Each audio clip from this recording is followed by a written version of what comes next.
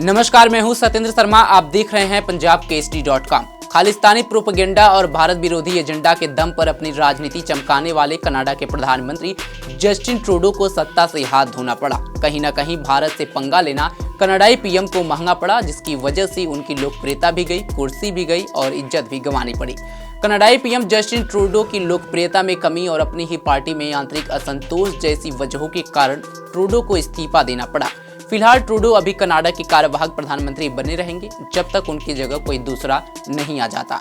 बता दें, खालिस्तानी समर्थक रहे ट्रूडो ने 2013 में लिबरल नेता का पद संभाला था, जब पार्टी गहरे संकट में थी और पहली बार हाउस ऑफ कॉमन्स में तीसरे स्थान पर आ गई थी।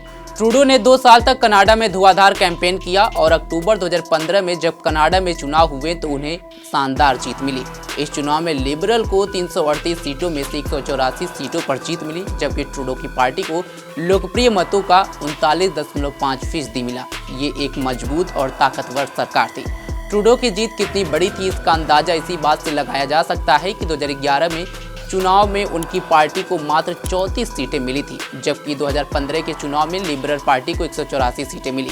इसके बाद ट्रूडो ने 2019 और 2021 के चुनाव में भी जीत हासिल की, लेकिन हर जीत के साथ ट्रूडो की नीतियों पर पकड़ कमजोर होती गई और कंजर्वेटिव पार्टी हावी होती गई। अब स्थिति ये आ चुकी है कि ट्रूडो को अपना कार्यकाल पूरा होने से पहले इस्तीफा देने को मजबूर होना पड़ा। कनाडा में ट्रूडो की राजनीति एक रूप से भारत के खिलाफ रही। ट्रूडो कनाडा की जमीन से भारत विरोधी गतिविधियों को अंजाम देने वाले हार्डकोर खालिस्तानियों को चुपचाप न सिर्फ बर्दाश्त किया, बल्कि वहां की पुलिस ने उन्हें कानूनी संरक्षण भी दिया। कनाडा में जब भारत के पूर्व पीएम इंदिरा गांधी की हत्या को आपत्तिजनक रूप से दिखाया गया तो वहां की पुलिस चुपचाप रही।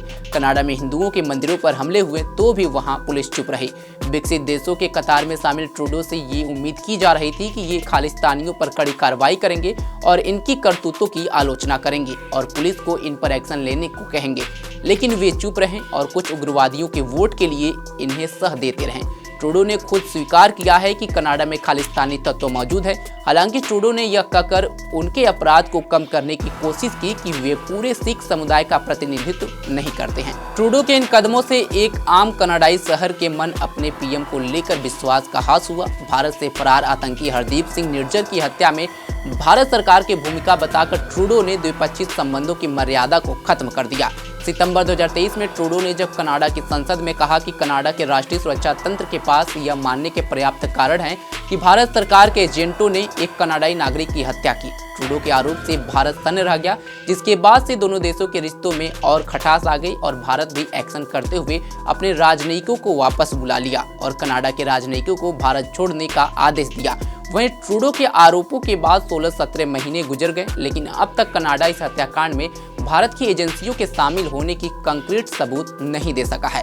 ट्रूडो के इन कदमों से कनाडा में उनकी लोकप्रियता घटती गई। एंगल रीड इंस्टीट्यूट और Asia Pacific foundation of Canada द्वारा किए गए सर्वे में कनाडा के 39% नागरिक मानते हैं कि कनाडा अपने संबंधों को अच्छी तरह से प्रतिबंधित नहीं कर सका है, जबकि 32% लोगों का नजरिया इसके उलट है।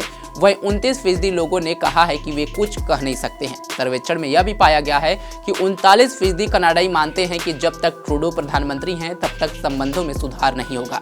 इस बीच ट्रूडो ने निज्जर का राग गाना नहीं छोड़ा। वो निज्जर जो भारत का वांछित आतंकवादी था और जिसने गलत तरीके से कनाडा की नागरिकता ली थी, इस वजह से दोनों देशों के रिश्ते बिगड़ते गए। हालात बिगड़ने पर दोनों देशों ने एक दूसरे के हाईकमान में अधिकारियों की संख्या कम कर दी। इसके बाद कनाडा ने छात्राओं और छात्रों को जारी किया जाने वाला फास्ट ट्रैक वीजा खत्म कर दिया। इससे भारतीय छात्र सबसे ज्यादा प्रभावित हुए। पिछले साल दिसंबर महीने में लिबरल पार्टी में भी ट्रूडो के खिलाफ विद्रोह जैसी स्थिति देखने को मिली थी।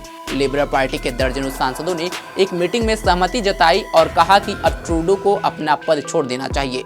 पार्टी के 51 सांसदों की एक बैठक में ये तय कर लिया गया कि अब ट्रूडो का समय पूरी तरह से पूरा हो चुका है। 2024 के अंतिम महीनों में ट्रूडो के मंत्रिमंडल में इस्तीफों की लहर देखी गई। 19 सितंबर 2024 को परिवहन मंत्री पाब्लो रोड्रिग्ज़ ने इस्तीफा दे दिया। 20 नवंबर 2024 को अल्बर्टा के सांसद रैंडी बोइसोनाल्ट ने इस्तीफा दिया। 15 दिसंबर 2024 को आवास मंत्री सीन फ्रेजर ने पारिवारिक कारणों का हवाला देते हुए अगले फेरबदल में कैबिनेट छोड़ने के अपने इरादे की घोषणा की। 16 दिसंबर 2024 को क्रिस्टिया फ्रीलैंड ने उप प्रधानमंत्री और वित्त मंत्री के पद से इस्तीफा दे दिया। इन इस्तीफों के बाद ट्रूडो के पास अपने पद पर बने रहने की कोई ठोस वजह नहीं रह गई, लेकिन कनाडा में बने मौजूदा हालात और अपनी पार्टी के नेताओं की तरफ से उठ रहे आवाज के बाद अब चुनाव से पहले ही ट्रूडो को अपनी कुर्सी छोड़ने पर मजबूर होनी पड़ी और उन्होंने कल अपने पद से इस्तीफा दे दिया। फिलहाल इस खबर पर आपकी क्या राय है, कमेंट बॉक्स में हमें जरूर बताएं। ऐसे ही तमाम खबरों के लिए जुड़े रहे हमारे साथ और देखते रहें पंजाब केसरी.com। धन्यवाद।